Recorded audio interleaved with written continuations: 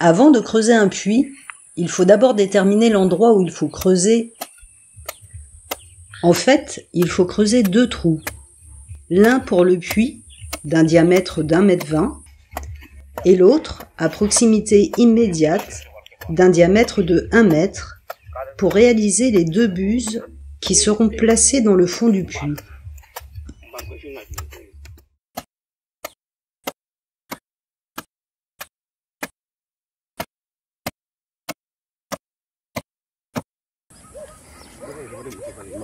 Le creusement du puits peut maintenant commencer.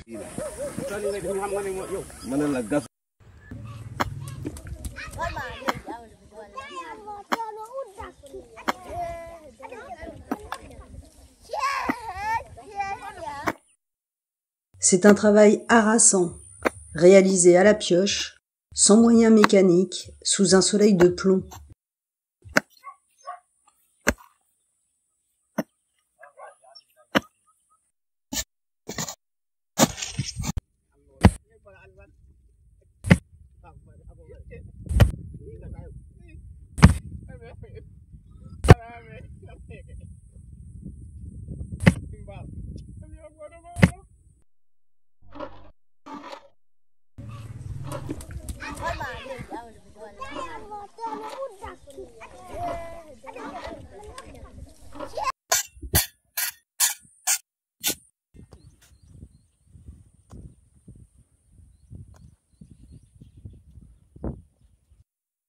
Le creusement d'un puits doit être réalisé en saison sèche, car à cette période de l'année, le niveau de l'eau dans la première nappe phréatique est au plus bas.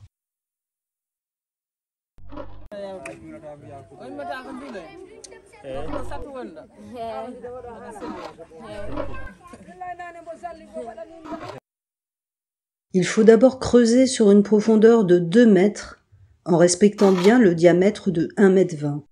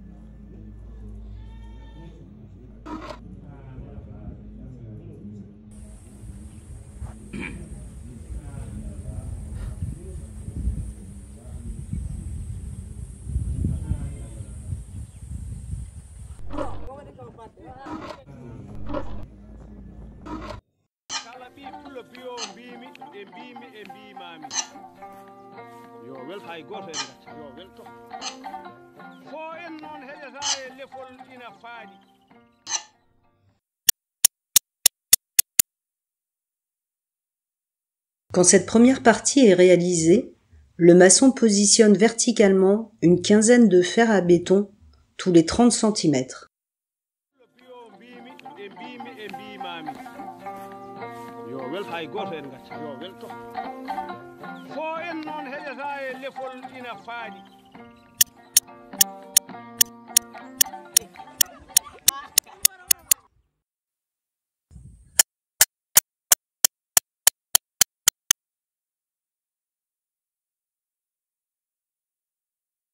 Une seconde série de fers à béton est positionnée horizontalement, tous les 40 cm.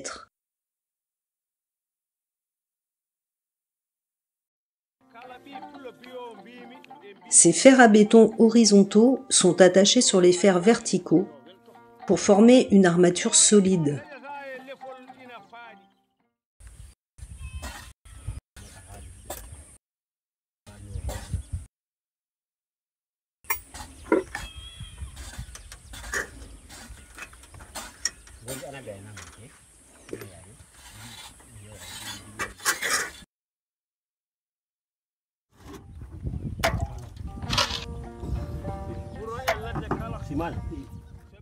Les parois en terre du puits vont servir de coffrage.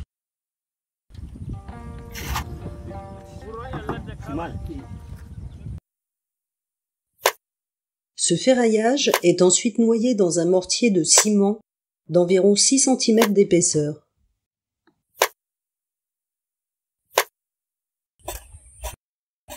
Le cuvelage doit être suffisamment épais pour pouvoir assurer une bonne résistance et permettre la sécurité des creusements à venir.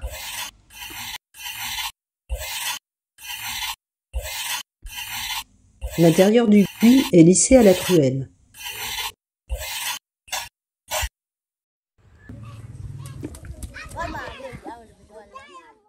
Une fois le mortier entièrement sec, l'équipe poursuit la fouille sur une profondeur de 2 mètres supplémentaires.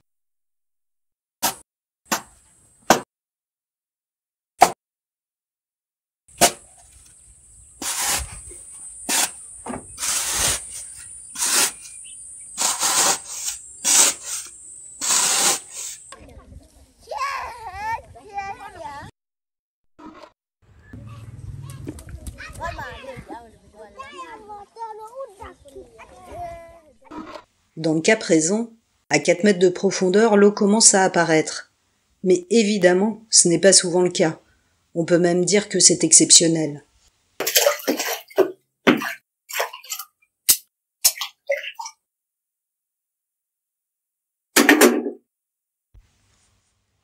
Ce second tronçon de cuvelage est réalisé en utilisant la même méthode que pour le premier tronçon.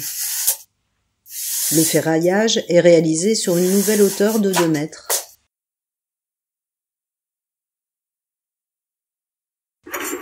Les fers à béton du deuxième niveau sont attachés sur les crochets situés au pied des premiers fers à béton.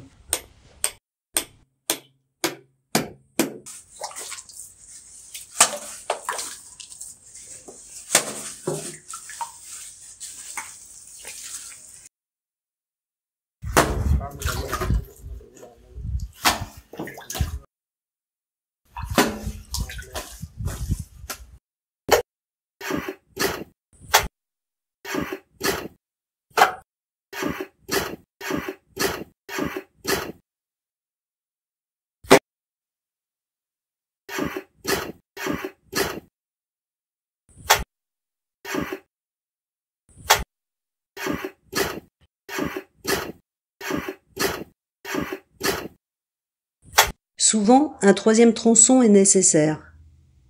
Cela n'a pas été le cas ici, car par chance, l'eau est apparue après seulement 4 mètres de profondeur de fouille.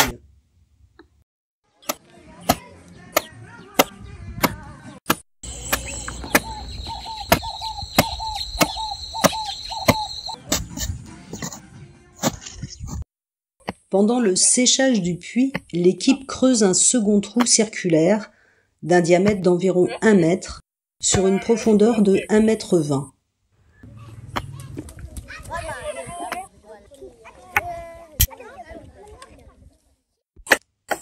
Ce trou va servir de coffrage pour réaliser les 2 buses du puits.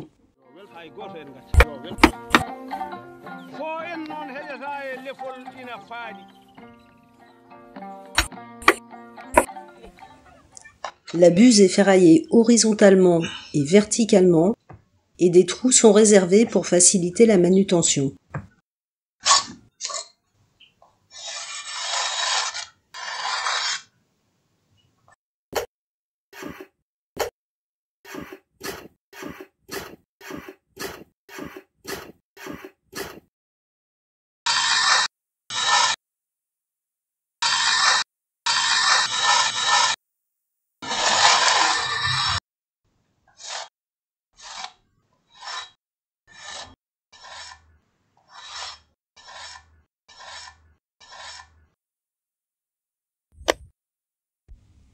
Après séchage, la buse est ensuite démoulée.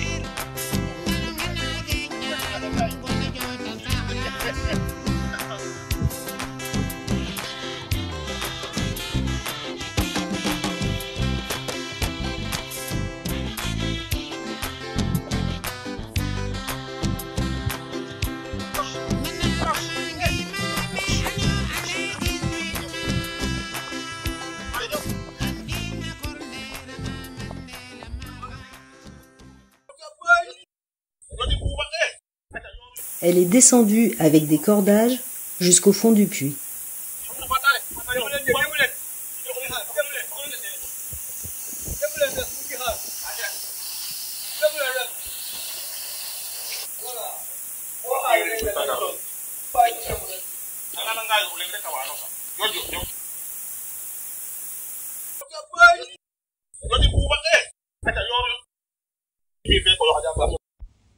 La deuxième buse est amenée suivant la même méthode.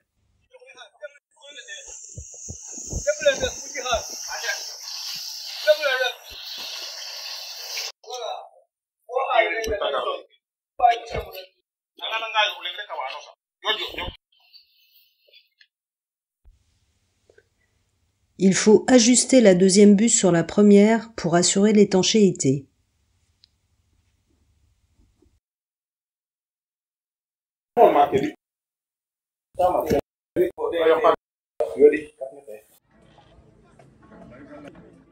L'équipe prépare la margelle du puits.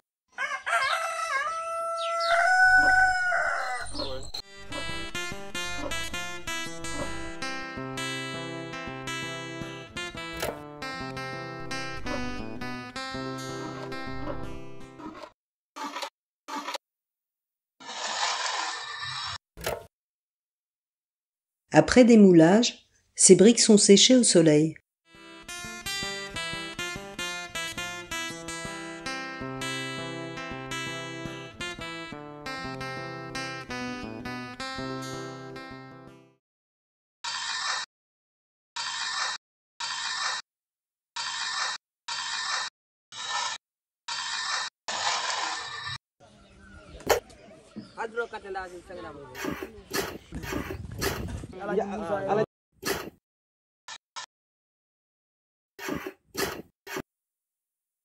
En Afrique subsaharienne, plus de 550 millions d'habitants n'ont pas accès à l'eau potable, soit 1 habitant sur 2.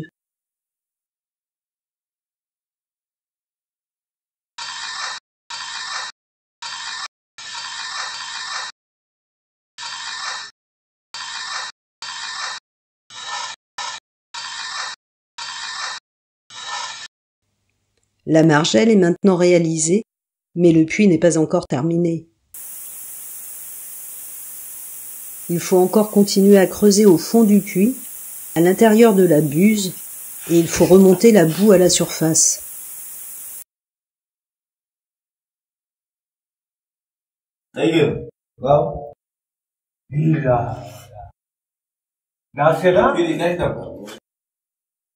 En sortant un maximum de terre, de boue et d'eau, cette buse va progressivement s'enfoncer sur une profondeur de 1 mètre supplémentaire.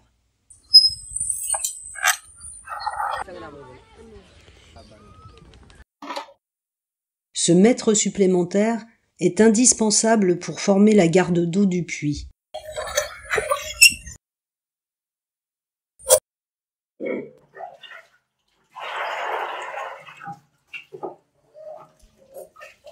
Le creusement de la garde d'eau de 1 mètre supplémentaire est un travail très fatigant, évidemment.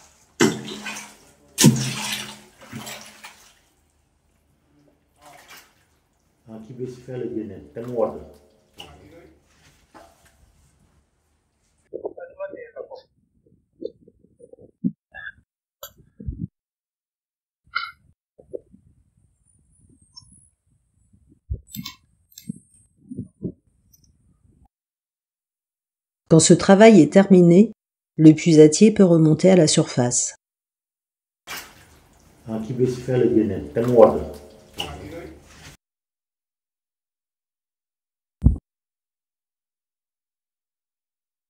Il ne reste plus qu'à attendre que l'eau boueuse se décante pour laisser place enfin à une eau claire et limpide.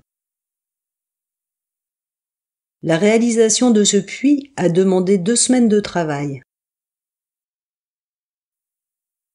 Aujourd'hui, ce qui fait le plus plaisir aux populations des villages africains, c'est d'avoir de l'eau potable à proximité de leur habitation.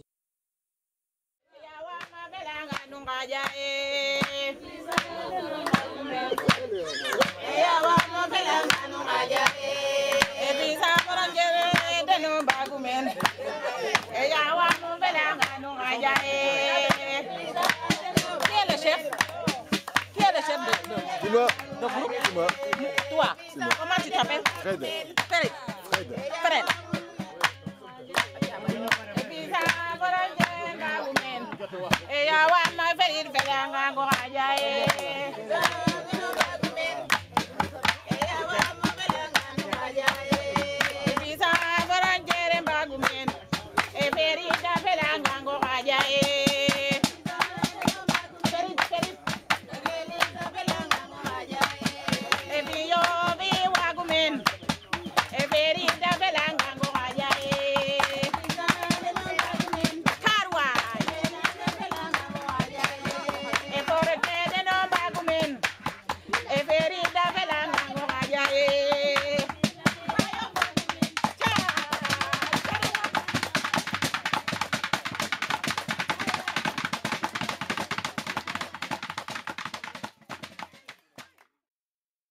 Depuis 2009, l'association française Vie sans frontières a déjà financé la réalisation de plus de 150 puits dans cette région du Sénégal.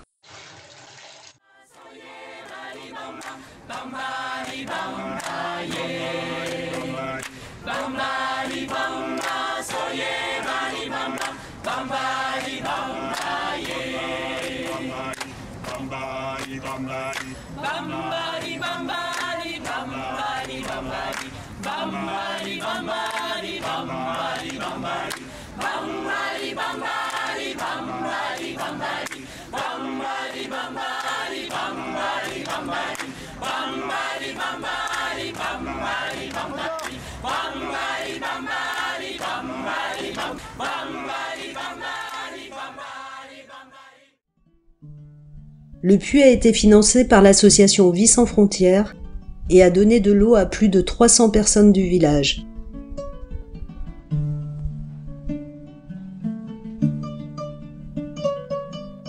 Vous pouvez soutenir cette association en vous rendant sur le site viesansfrontières.com. Merci à vous, merci pour eux.